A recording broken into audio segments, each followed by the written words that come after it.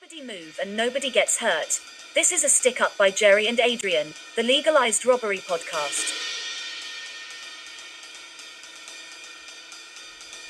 I particularly find Shopify interesting for many reasons, and this will be like a small sort of bull thesis. In coming episodes, I think I'll dedicate a large fraction of the podcast on why Shopify is one of my largest holdings. But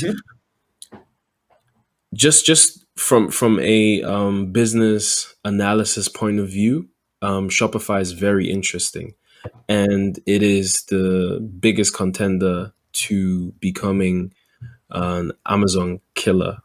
And I know people say that like loosely these days, right? The Tesla killer, but I honestly think Shopify is the Amazon killer in the sense that they are competing in a similar space, e-commerce, in the sense that they are taking market share from Amazon.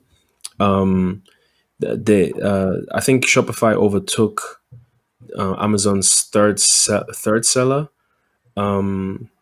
revenue, I think last year, and on top of that, they overtook total sales of eBay. So they're really on an upward trajectory, and it's kind of weird to think that Shopify is able to do that, given that they're connecting many different businesses around the world, right?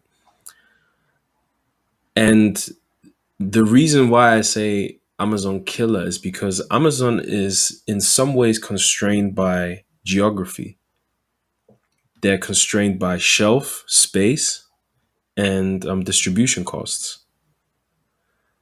And as Shopify is growing and enables local businesses to, become digital and use all of their, you know, use all of their platform to create websites, to have incredible checkout experiences. I think Shopify actually has one of the best checkout experiences on the web. It's so like the UX, the user interface is incredible. But as Shopify is doing all of this stuff and helping all of these small businesses, they are not constrained by geography like Amazon is. They're not constrained by shelf space because everybody's using their private shelf space. In fact, Shopify could offer a separate service where they then book spaces, right? To extend private seller spaces. But they're not constrained in the same way that Amazon is constrained. And then also distribution costs. They don't need a centralized sort of space to be sending parcels and all this stuff that Amazon is doing, for example. Yeah. So it's almost like Shopify is Amazon, but decentralized. And it's very pro small business. Yep. And in my opinion, the reason why it can be an Amazon killer is because Amazon, it has grown so big and is becoming such a target for regulation and all sorts that that it's only a matter of time until somebody comes for them. In the SEC, for example, whereas Shopify is enabling small businesses. They are working in the background. There's so many websites and products that we don't know about that are actually powered by Shopify, because the site doesn't necessarily say on the bottom of the site made using Shopify. There's a lot of really big companies, even the one that I'm working at. We won't say any names just yet, but they're using Shopify as well, and it's a very large multinational company with an apparel store that they are specifically known for, but it's entirely powered by Shopify. And the front end doesn't even give you an inkling that it might be Shopify because it's so customized.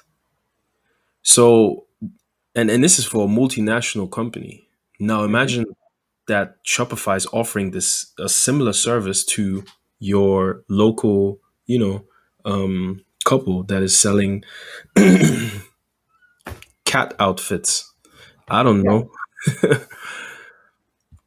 And this idea is just very interesting, giving people and like sort of empowering people that are selling niche products, publications, helping them build sustainable businesses. It has a really big win-win aspect to it, like a non-zero sum game, like everybody wins. Mm-hmm. And Yeah. you know as much as I know how important small businesses are to the economy and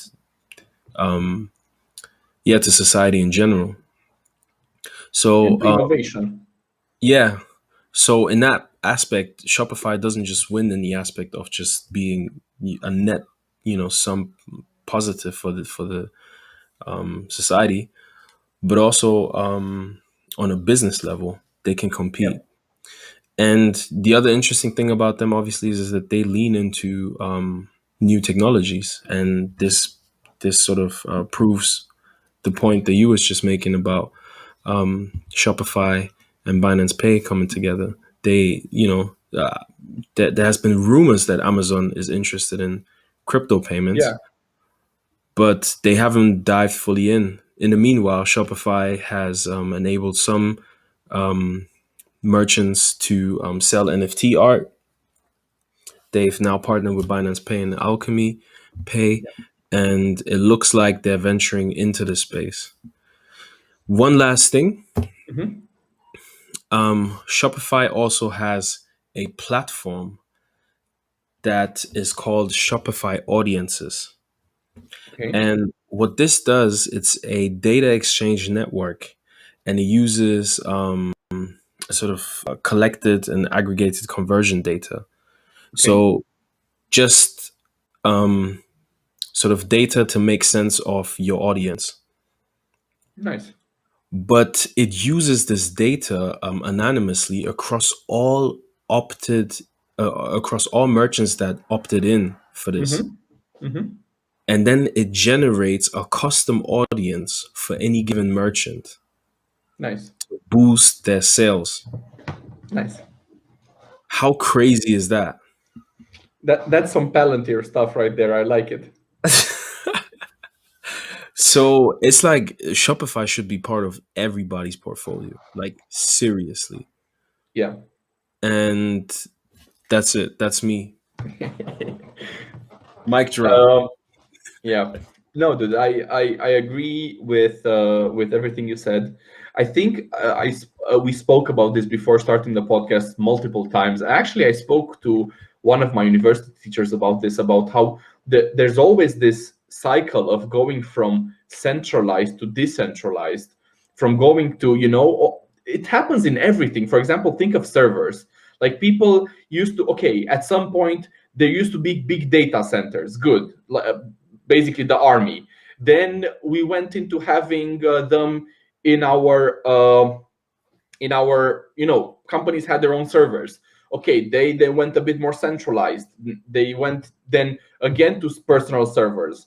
Now we have the cloud, which is obviously everything is happening, but because of stuff like what happened with Parler, people are at least considering having cloud as well as local backup. This is like, I don't know, it's like, it makes me think of the Roman Empire. Is like when something gets too big, it just cracks and it fails eventually, and you go back to decentralized and then you centralize again. This is a normal cyclicity, and you can see it in a lot of stuff. I mean, at least I have observed this pattern multiple times. So this is the thing with Amazon as well. They're super big. I actually have some Amazon. I like Amazon. I think they're great from certain points of view, and they're horrible for other points of view. But the truth of the matter is, they're a huge company. They're not as mobile as Shopify or some other small companies. Like, they cannot do things like that. Even probably the chain of command is super hard to get through. Like, think about all those C-level executives you have to convince of your idea. A small company like Shopify will get that done like that, because Quick time. yeah. So from that perspective, Shopify is certainly much more agile. And like you said, yeah, they're offering a service. I assume, I mean, no, I don't assume. I think I know for a fact they have different tiers. So it's not like every website has exactly the same capabilities, but they're close. It's basically an opt-in for certain features, right? So from that perspective, yeah, even smaller companies have access to probably what is a very potent website, fast website with a minimal amount of features to get an e-commerce platform going. And that's awesome, that's That's awesome. incredible. I mean, that's Exactly. empowering people, especially in Yeah. a time like this where people might have lost their jobs or whatever, and Yeah. are seriously, debating on doing entrepreneurship, starting their own business, whether it's, Yeah. something super niche, whether it's something, broad. But Shopify enables them, and this is not even this is not even getting to what I think as Shopify in terms of their branding. I mean, go right now onto the Shopify Twitter, and you will see a bunch of replying to people, being like, WYD, like, what are you doing? Mm-hmm. Like that kind of thing. They'll just be like, hey guys, what are you doing? Like, what's Mm-hmm. up? And then posting a meme, and then like they really have captured the zeitgeist in a sense, Mm-hmm. with their branding as well. Yeah. So it's very hip because it's also geared towards a lot of younger entrepreneurs and millennial entrepreneurs. So, and obviously, being hip is important. People want to downplay it, but it's quite important to be in tune with the times, so to say. So, Absolutely. aside from getting everything right technically, and then on the business side, they also, culturally seem to be really on point. And that, to me, that's just super impressive. This is a stick up by Jerry and Adrian, the Legalized Robbery podcast.